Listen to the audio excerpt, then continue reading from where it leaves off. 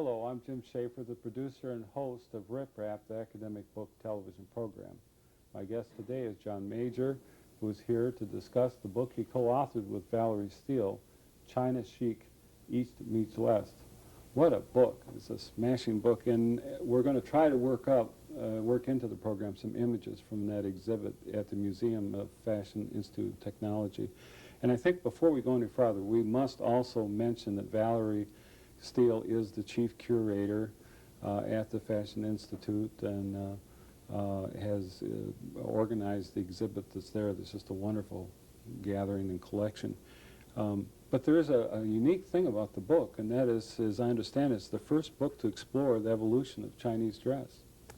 Well, it is. There are a number of books about traditional Chinese clothing, but they mostly are from the point of view of simply a historical survey.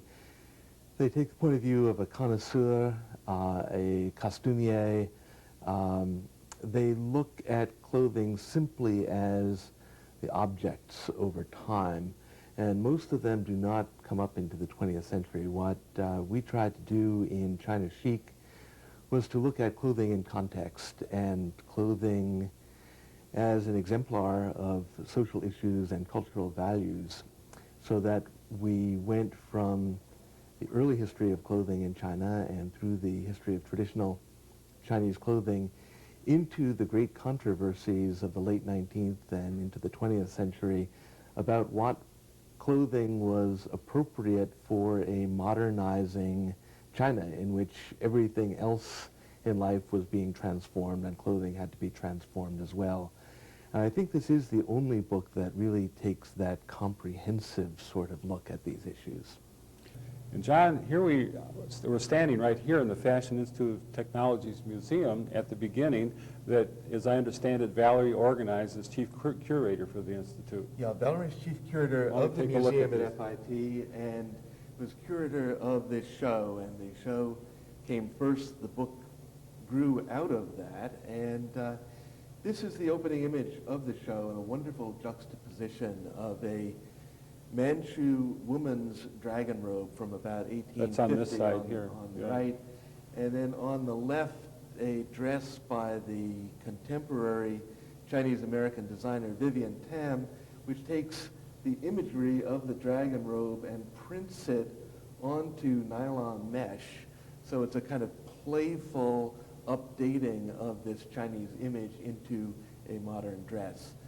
This, I think, captures a large part of the idea behind this, of the interplay, a very complicated interplay of Chinese and Western fashion, not just today, but with roots going back a couple hundred years.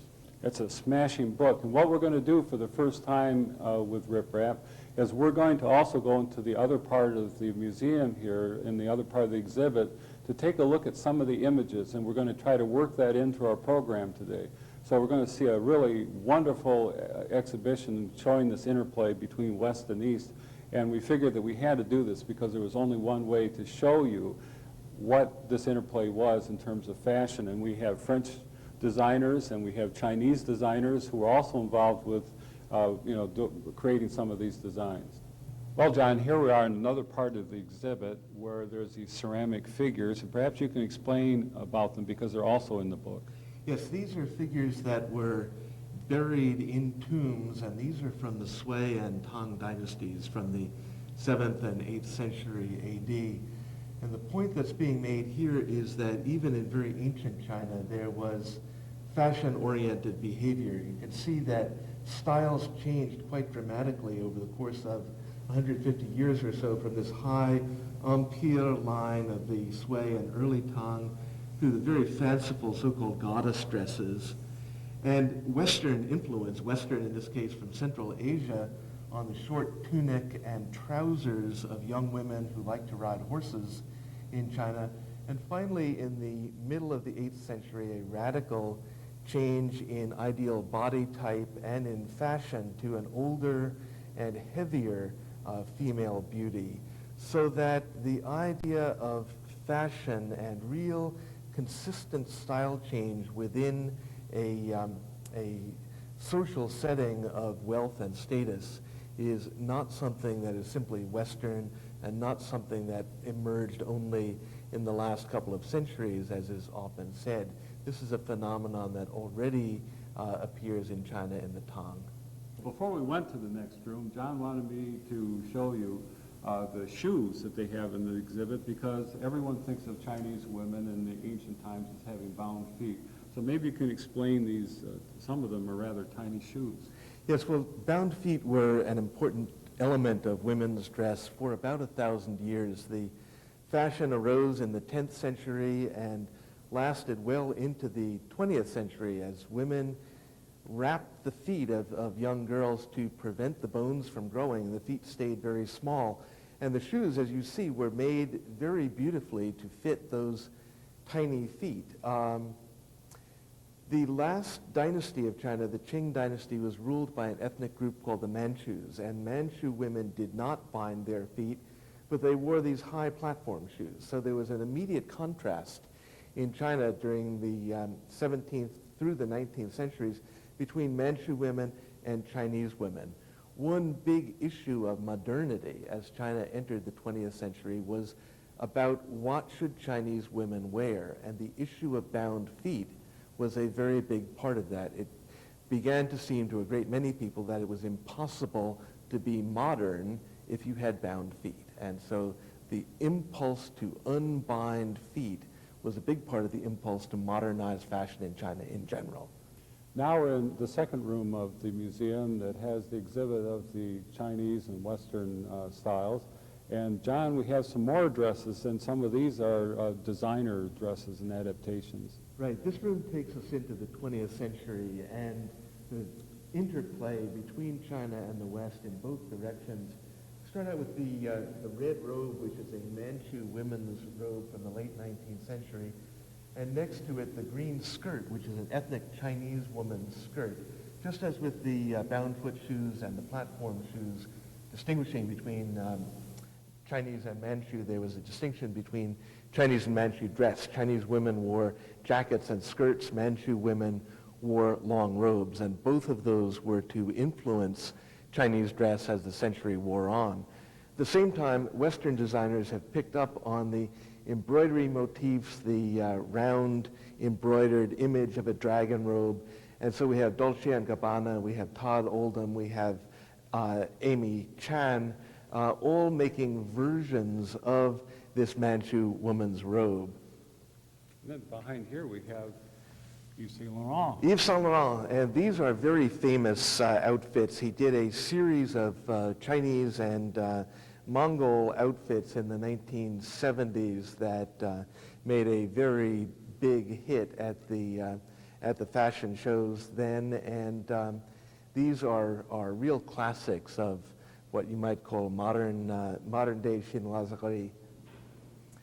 Next to those, we have this fabulous dragon gown, not the dragon robe anymore of the Chinese emperors, but beaded gown that was worn by Anna May Wong in the film Limehouse Blues in 1934.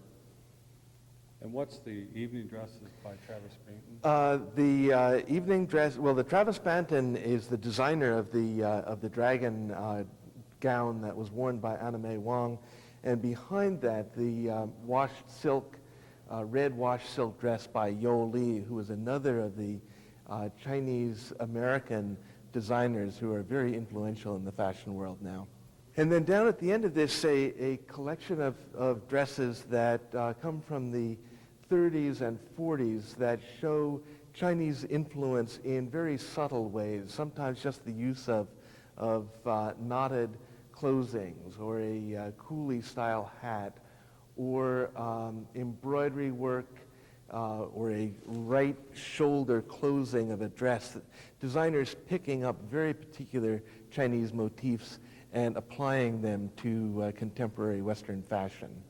Well, John, we must show the dress that's on the cover of your book. Isn't that the one down there? Yes, at the end, the magenta Changsam. And all of the dresses on this platform are examples of what's called the Changsam or the Chipao, two different Chinese words for the same dress.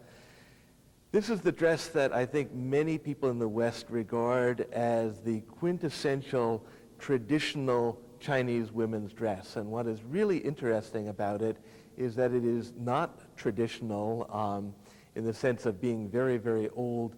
It is an invention of the 1920s and 1930s, an inspired hybrid of Chinese and Manchu and Western fashion.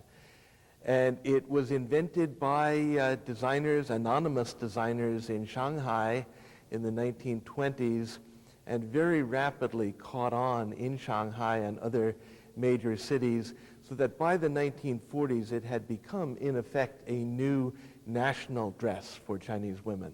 And one that many people think of when they think of Chinese fashion for some reason. Absolutely. Well, it has appeared in many, many images in the West. Some people call this the Susie Wong dress, after the 1960s film The World of Susie Wong, which was about a prostitute in Hong Kong. And the close-fitting, high-slit sexiness of this dress has given it that connotation, but it's a dress that is used now by Chinese women as a kind of modern Chinese ethnic formal dress. Oh, here's one by Vivienne Tam. Yes, Vivienne Tam, the same designer who did that wonderful dragon robe printed dress that we saw at the beginning of the exhibition, uses a great many Chinese motifs in her designing.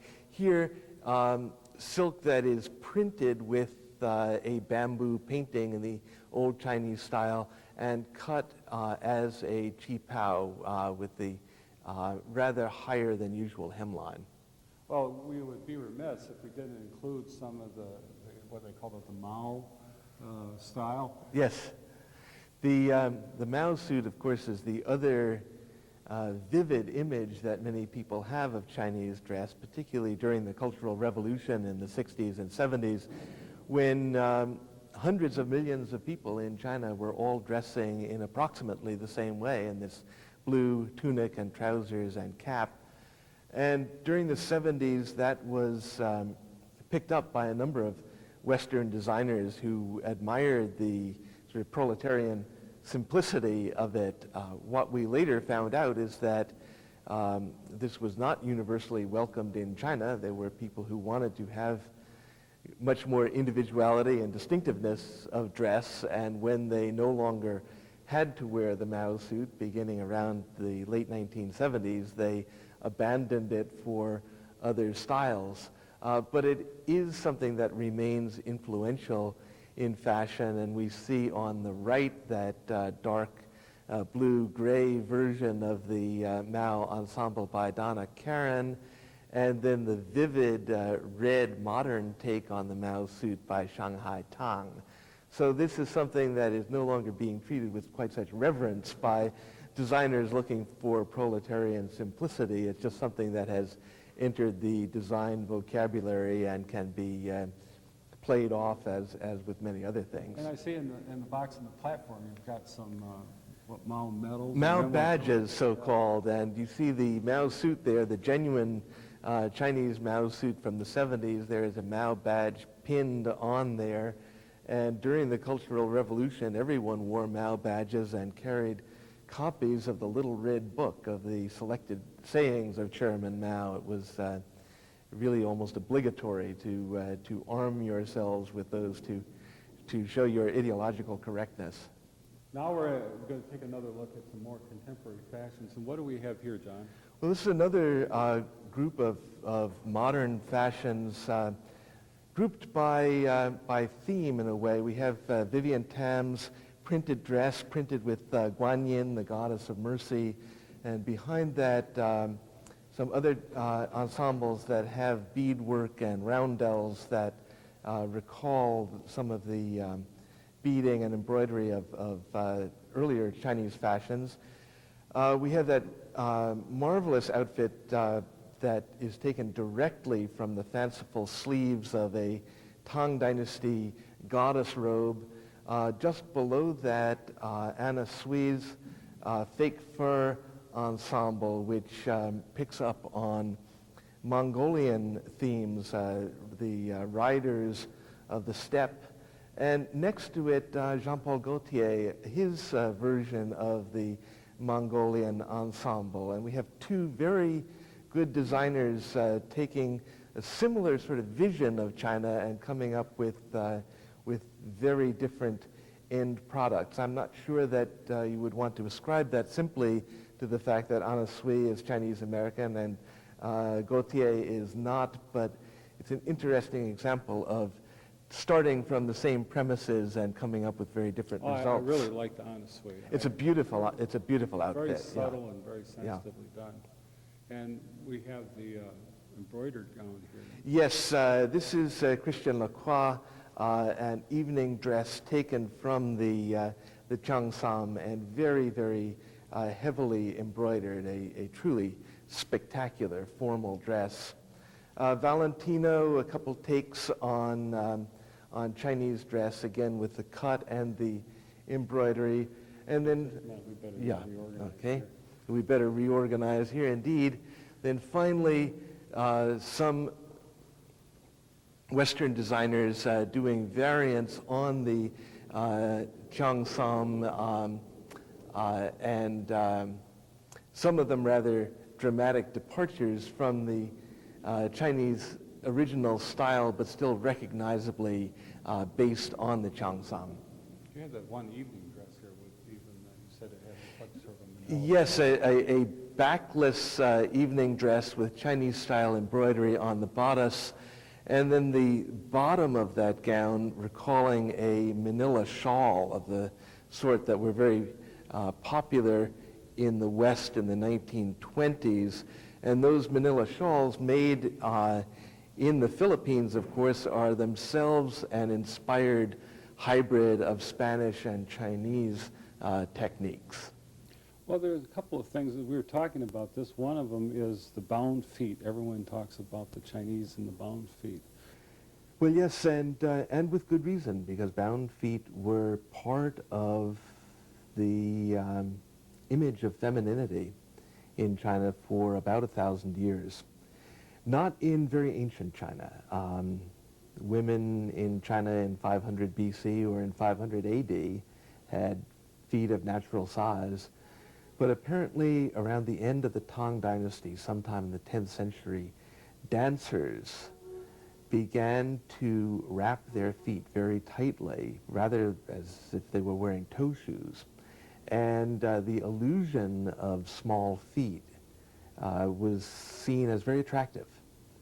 And that led to a gradual development of techniques for wrapping the feet of very young girls and preventing them from growing, and ultimately of creating the deliberately deformed so-called lotus foot of the Ming and Qing dynasties. And most women in China for the last several hundred years had bound feet.